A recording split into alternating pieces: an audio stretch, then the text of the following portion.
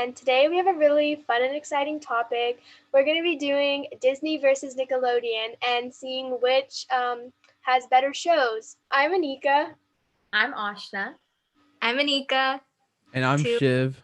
So, our first topic is going to be Wizards of Waverly Place versus Teenage Mutant Ninja Turtles. For Teenage Mutant Ninja Turtles, I don't clap for Disney. Me and Anika Okay. are for Disney, and then Anika and Shiv are for Nickelodeon. Let me tell you why Teenage Mutant Ninja Turtles, the movie, at least, is a very good representation of why Nickelodeon is one of the best channels, at least out of this debate.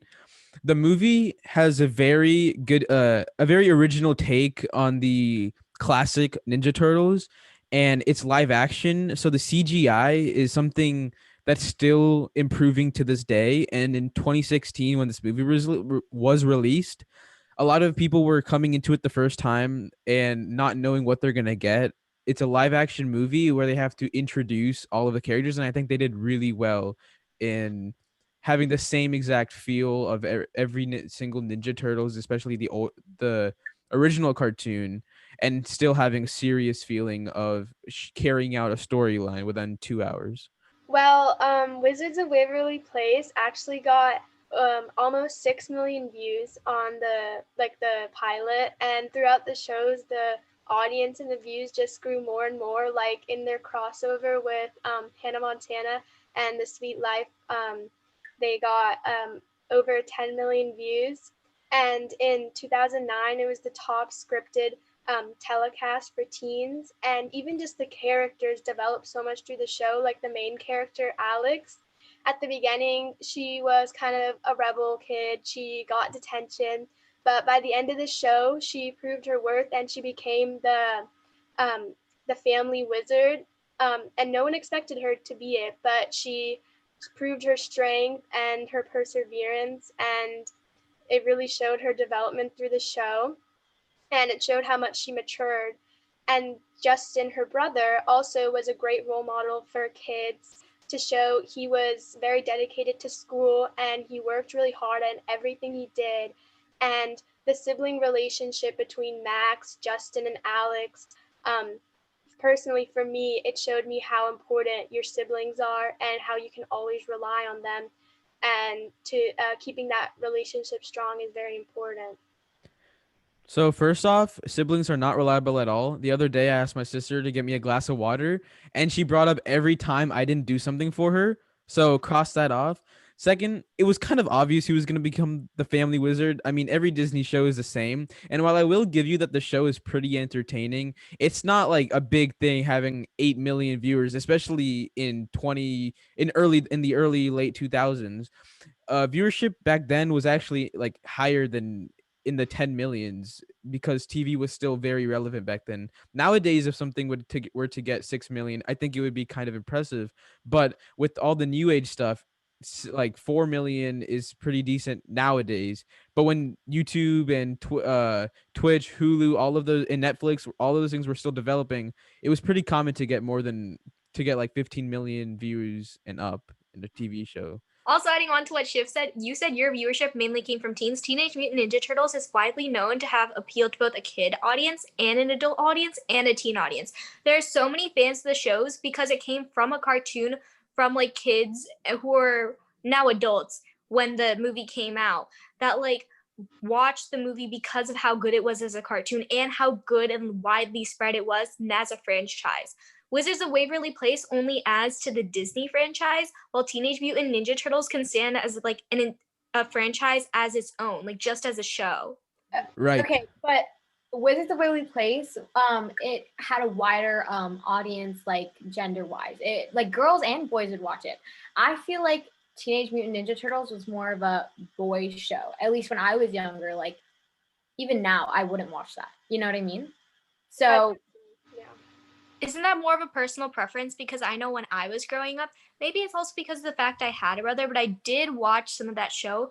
But I guess I was also more interested in shows like Johnny Test and Lab Rats, which again were targeted towards well, specifically Johnny Test, that were more targeted towards like a male audience, but that doesn't mean like females didn't watch the show. And gender wise, you can say Wizards of Waverly Place did also appeal to more female audience.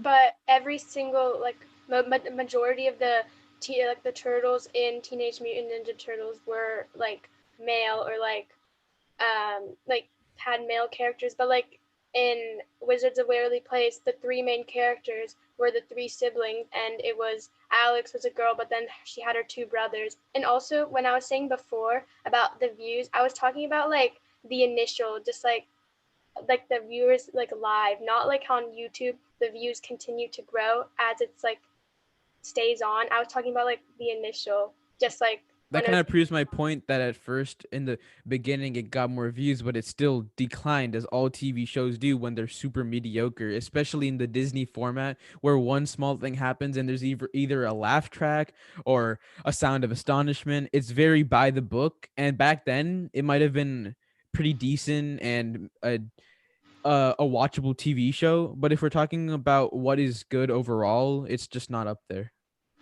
I disagree. I mean, I still find Wizards of Waverly Place to be one of my favorite shows, and I love rewatching it. And while it does have like, but that's like the trademark of Disney having those like aspects of it. And that's why Nickelodeon is better. On a family night, let's say you and your family were having a little movie night. Would you, with your family, watch the Teenage Mutant Ninja Turtles movie or the Wizards of Waverly Place movie? I watched the Wizards of Waverly Place movie with my sister. I watched the TMNT movie with my family. Thank you very much. You can watch both specific questions like, oh, can you watch Wizards of Waverly Place, or oh, can you watch like Teenage Mutant Ninja Turtles? Because technically you can watch both. I've seen both with my family and both with a lot of friends. Like that doesn't really weigh in on which show is better in a sense. But like going back to what Anika was talking about earlier with like sibling bonds and shows, you were talking about the relationship between Justin, Alex, and Max. Like the four turtles, I'm guessing were brothers. They would actually, fun fact, they were after Renaissance artists, which is kind of like interesting little tidbit right there. But they were like the sibling bond they had between them was also really good, and they weren't like that sibling bond. Like of course they roughed house and stuff, but sometimes some of the things that Alex may have done to Justin or Justin had done to Max and Alex were low-key like almost toxic kind of, and like people play that off normally like in shows and channels and stuff, saying like, oh, that's just what siblings do. But if we wanted to talk about like a really healthy relationship between siblings, Teenage Mutant Ninja Turtles would be a good example of that.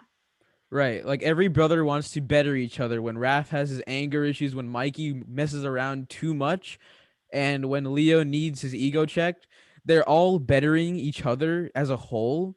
And also there are girl characters. There's Karai, there's April, there's like a few others scattered around, but there are two main girl characters. I disagree. Sorry, Karai was not in the movie. April was though. So, and she played a very big part. I disagree with the toxic relationship of the siblings because we know that they would risk their lives for each other for like anything, and they were always there. They had each other's back. I mean, Alex would do stuff but not purposely to hurt like her siblings, you know what I mean? So at the end of the like when they had the competition, Justin ran past Alex, but Alex was like, okay, he deserves it. Like she didn't say anything. And then he told them that like Alex should be the Flame Wizard. Like, would you do that if like, you know what I mean? Like, it's not toxic. It's normal. I'm not saying their relationship is toxic. I did say that they did do some toxic things to each other. That doesn't make their like undermine their entire relationship. And while you were talking, said she didn't try to purposely hurt her siblings. Let me remind you, you don't have to mean to hurt somebody to actually hurt somebody. And there are like a few chances where she did hurt not only her siblings, but her family members. And that's something that like the Teenage Mutant Ninja Turtles did a really good job of holding back. And let's talk about like during the first half of the show, like, yes, if you look across like both show, they marry each other and that they were both trying to hide a secret. I mean, like, how would people react to know that like mutant turtles were out on the streets, and same with like wizards, right? So like had to both hide their identity. But I feel like with Wizards of Waverly Place, it was more about like for selfish reasons almost. Like they did everything they could. It was like more, I think, of like slice of life almost. And Teenage Mutant Ninja Turtles was like a little bit more action because they were actually fighting more villainy than they were in like Wizards of Waverly Place.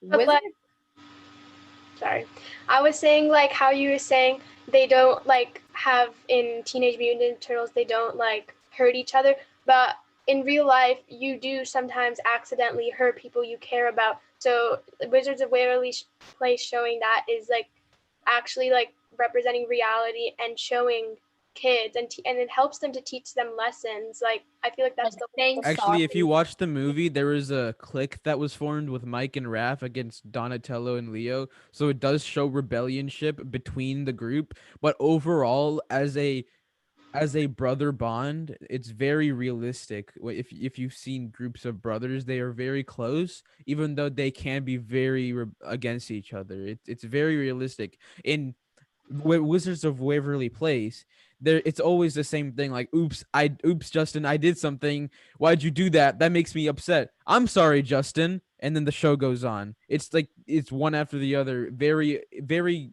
common. Very repetitive. Alex, Justin, and Max, they saved the world so many times. So did the Ninja Turtles. Yeah, the Teenage Mutant Ninja Turtles quite literally saved their entire planet several times in the show, and I think once or twice in the movie from aliens. What did they save their universe from? Like demons or whatever, something stupid like that. Just a lot of monsters, you Just know, like monsters and demons, angels, whatever. Okay. Well, I think that Teenage Vampires. Mutant Ninja Turtles and Wizards of Waverly Place both did a lot, and they both did try to save the world, and they did successfully save the world quite a few times. But I think that is a good place to stop with that, and we can have the viewers decide in the comments below. Next, that we're going to be talking about is going to be Phineas and Ferb versus SpongeBob. I know I was a big fan of Phineas and Ferb growing up. So Phineas and Ferb was a very good TV show. You get to see what they do every single day, and it's a very original concept of having this format. It's not the classic Disney cartoon format as well as the live action format. It's a very new thing, and that's why it was super well received among fans. If not during the showtime, after it at least, and like after it aired, a lot of the show is like half the humor is kind of based around, or actually no, it's like part of the humor is based around like racial stereotypes, like Baljeet, Isabella's mom, things like that. And also it's like the same, it is pretty original, but always at the end of the show something happens to their creation, right? You know, Candace comes in and says look over there, and then it's gone. And it happens the same thing over and over again, especially like with Perry disappearing and then fighting Dr. Doof, and then at the end his creation is destroy Phineas and Ferb's creation. It's very repetitive, and while it is entertaining, like to an extent, it's kind of annoying. SpongeBob, on the other hand, is annoying. All right, I'll give you the fact that SpongeBob is kind of annoying, but when you look at SpongeBob, like if you take SpongeBob out of the picture and realize the big picture, you got Patrick, you got Squidward, sadistic and super self-obsessed. You got Mr. Krabs, like a cheapsteak, and he's a well-rounded cheapsteak. You got Sandy, who gives like a good name to like scientists and kind of gives some female empowerment when you talk. There was a whole episode about that as well. And Patrick, you know, he's the lovable idiot. And never have I failed to die hysterically at one of my favorite shows, like Chocolate with Nuts, Survival of the Idiots. There's always those bits where you get, and Club SpongeBob, you get shocked by how like dumb the humor is, and why you find yourself laughing at that, and also how intelligent the humor can be at sometimes. I was watching SpongeBob a month or two ago, and I something happened in the episode, and I was like surprised how I never caught that before, because it was like a good joke. So it's like they have lots of hidden like hints of humor and like adult humor as well, and it kind of makes it kind of enjoyable for adults as well as especially kids. well, in Phineas and Ferb, the it's always Phineas is always enthusiastic. Phineas and Ferb the show actually like inspired a lot of kids to get up and get off their phones. I know that's a really big problem this day and age. It's an 8-year series, and they got kids to get up and start planning and do a lot of stuff instead of just sitting down all the time. I'm actually kind of curious. Where's your like fact checked for that? Like, do you have any like specific examples of kids who actually did that, or is it just like something you think that they would do? No, that was the inspiration behind the show, to get kids up and stop being on their phone. Fact, like proof that like a lot of kids did that, or like even like the majority of the kids, or even like a small percentage. Do you have any examples? The reason behind the show that we saw in an interview was that they wanted people to see how intelligent kids could be, because I think kids at that point were kind of getting looked over, and it was an amazing 8-year series, the show, and it was gender neutral. Like, and Phineas was always enthusiastic. I know when I watched the show, I was always happy because Phineas always looked at the positive side, and then Ferb's random English accent, like one-liners that he had, always made me laugh. So I know that had a big impact on my life. If you look up the purpose of Phineas and Ferb, the show aimed to influence kids to make the most out of their summer by planning and executing their dreams. Okay. Okay, so, but did they implement that? Did they have a way to say go and do that? No. Nickelodeon, on the other hand, I remember getting mad about this. They would introduce like a 60 minutes of play where like for a whole 6 hours or 12 hours, they didn't show any shows, and they would just show a screen saying like go out and play. And you'd be like, okay, well, since Nickelodeon is the only good show, I might as well go outside because nothing's on. And they actually had people going outside and huge events for people that like went out to play, because they know that going out to play is a very important thing in a kid's life. And Disney just said, oh yeah, let's make a show, and hopefully maybe kids do this. At least Nickelodeon implemented a way to do that. And also on to Phineas and Ferb, you were talking earlier like how like Ferb had like these really good one-liners and a British accent, and like Phineas like was really enthusiastic, and how it was more gender neutral. SpongeBob is actually incredibly a gender neutral show, because like again, there might be slightly like just in like Phineas and Ferb, there might be slightly more like female demographic or a male demographic. In SpongeBob, it might be the same thing. It's not going to be like totally even. It might appeal more to males than it will to females, but there is still like a really widespread, like it is gender neutral. And what really annoyed me about like Ferb's personality was the fact that he had so much more potential as a character. Like maybe like even if it was once every 5 or so episodes, if he said something, that would have been amazing. Because like I guarantee you, Ferb was a lot more like almost more relatable than Phineas in a sense, even though he didn't talk. But I feel like if he could have been that more relatable character, like he had so much potential, and I feel like the creators didn't really like take advantage of like that. And in SpongeBob, every single one of the characters are quite literally milked out to be like the most of what they can be. And while yes, the humor tends to be more obnoxious, and yes, it's like a really dumb show and it's an example of like what you don't want to do, it also is incredibly like three-dimensional. Whereas Phineas and Ferb was, let's say, like yes, they had an amazing concept. Like who would think of the fact to make their family like pet first a platypus? Like that's, I mean, if it was a dog or a cat fighting crime and having having a nemesis, I feel like that would be a lot more normal than like a blue and orange platypus. But then like, hey, you know, you got to be original. And a lot of like the things that they did too, like I don't know how the creators came up with half the inventions that they did, but even though with all those like influences on the show was still incredibly like two-dimensional. They had like a beginning and ending, a middle and end, and you could predict what was going to happen in each one of those. There was like very few like varieties of when it like shifted a little bit, whereas like again in SpongeBob, the character like the plot is constantly changing and shifting. And while some characters like Plankton are predictable when trying to steal the secret formula for the Krabby Patties, right? It still had a lot of change. Like it wasn't such like a constant thing. Like he's constantly trying to steal the Krabby Patties. He had its moments too. Like a lot of people sympathize with Plankton because of the fact that he was lonely. He had to like depend on a computer named Karen for affection. Actually, Plankton had at least one different idea every single episode on how to steal the formula. Either it was to take control of SpongeBob's brain, take control of the thermostat for the Krusty Krab. It's like literally splitting an atom to demolish the Krusty Krab. Very different ideas, very original, even when you knew what was coming. And in some episodes, he actually did get the formula, and it ended up like kind of being a plot twist. So it's not, it's original, it's kind of predictable to see where it's going, but you don't know how it's gonna get there.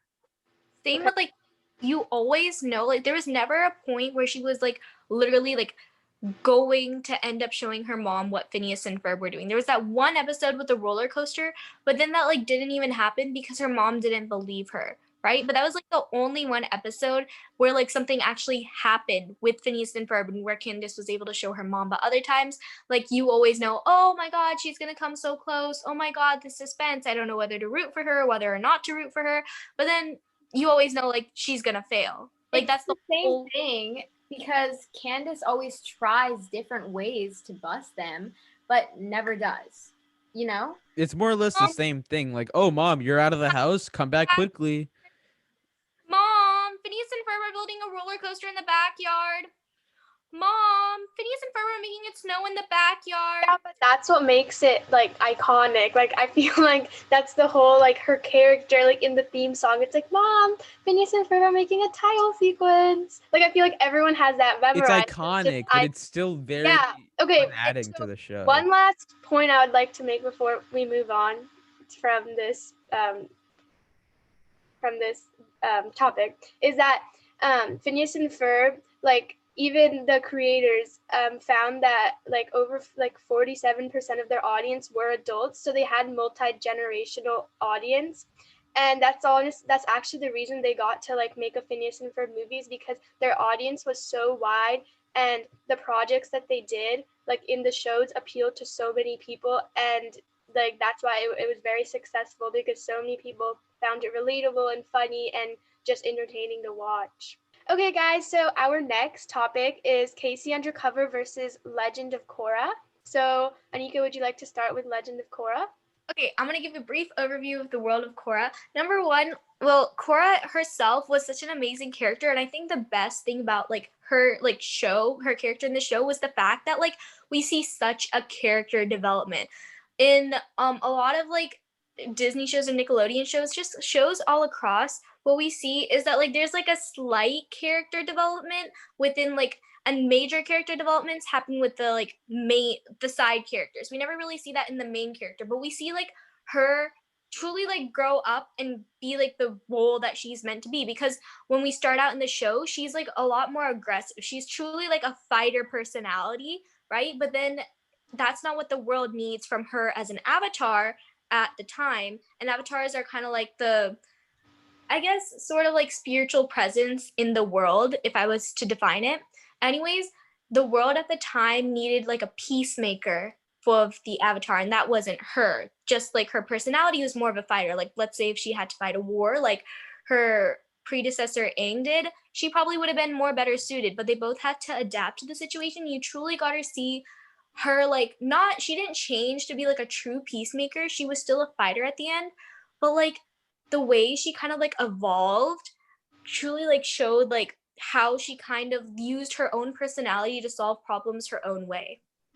So some pros I would like to say about Casey Undercover are that the main character, who's played by Zendaya, she mentioned that the main purpose of the show was to showcase female empowerment, because it's a theme that's really important to show, and previously Disney hadn't shown it as strong, I feel like, as in Casey Undercover, because they show her as being a spy. She's smart in school, gets good grades, she can play sports, she's athletic, she's in good shape, and she can fight just as well as her brother or her dad. And also it showcased people of color, which is not a big theme shown in, I feel like, Nickelodeon or Disney shows previously.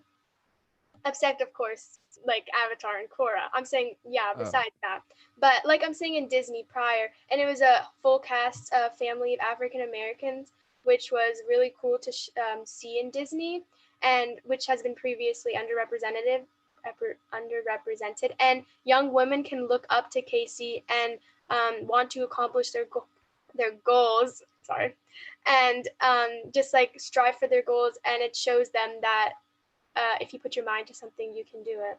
One thing I didn't like about Casey though was that like she was almost too perfect. Yes, that's female empowerment, but the thing about like Korra was that you see characters like Asami, which like she was very similar to Casey in the fact that she was really smart, she was able to fight, she was intelligent, in good shape, all of that, but she still had like problems and she still like struggled. And like the thing I love about like Korra as well is the representation in like people of color. We not only see the like people of color like skin wise, we see their cultures as well. The Water Tribe was modeled after the Inuit people, the Fire Nation was modeled after Imperial Japan, the Earth Kingdom is modeled after Eastern Asia. Yes, China, and like I forgot which dynasty, but I think it really took after one of the specific dynasties. And the Air Nation was modeled specifically after the Tibetan monks. And we see that not only in the clothes, the culture, the bending styles. Zendaya also left the show, and the show has an overall of 6.1 on IMDb. So kind of shows you that the show isn't really that top tier at all. Zendaya, she left the show because she wanted to like kind of graduate from Disney. Do you get what I'm saying? Like she did Shake It Up and she did Casey Undercover and she loved both of those roles. But she wanted to like pursue like she wanted to find a role that was more mature and not as much as a kids show, but she still mentioned that she really loved the theme of female empowerment behind it, and that's why she like decided to be to act in it. It was just that the only reason she left was because she wanted to get a more mature role in acting. And I personally think that in The Legend of Korra, it was supposed to be a kids show, but it is filled with a lot of like heartache, danger, and drama, which isn't necessarily appropriate for kids. And the main characters are teenagers dealing with very complex adult problems, which I see those two things as Harry Potter, Percy Jackson, literally any sort of teenage like movie. Like SpongeBob is an adult. Those weren't supposed to be kids shows though. This like Legend of Korra was originally supposed to be a kids show. And it is a kids show because let me talk like literally if you read a sort of kid book geared towards kids, you do that because again, you know how earlier you were talking about what was it? Phineas and Ferb, kids can solve their own problems. This show kind of shares the same theme with that, where you have a group of kids solving a lot more problems. Yes, Phineas and Ferb was more about inventions than they didn't actually fight anything. That was more mainly left to like Perry the Platypus, but it still is the same kind of idea. Like kids, you can do what you need to do, and for you to put it down like that idea is kind of counterproductive to what you were trying to prove before. One thing is Korra is PEGI 12 and up, not for kids younger than 12 years old. And I think 12-year-olds can understand basic messages that Korra is sending out to people. I think Ashna was just trying to say like those were the concerns of parents, like of their kids who are. She's not like saying that that it's bad or that the ideas in it are wrong. She's just saying that was some concerns of parents whose kids had watched it. Were saying it was had too more mature themes for that. Okay, the last thing I'm gonna say is I hate with a passion when the parents blame the TV shows when there's a clear rating for these TV shows. So I think that this is a good place to stop and have all of our viewers comment down below which shows won for each one. So yeah, I hope you guys picked the right one. It's a grade. Thank you guys all for watching, and hopefully we'll see you again in 2 weeks. Bye. Bye.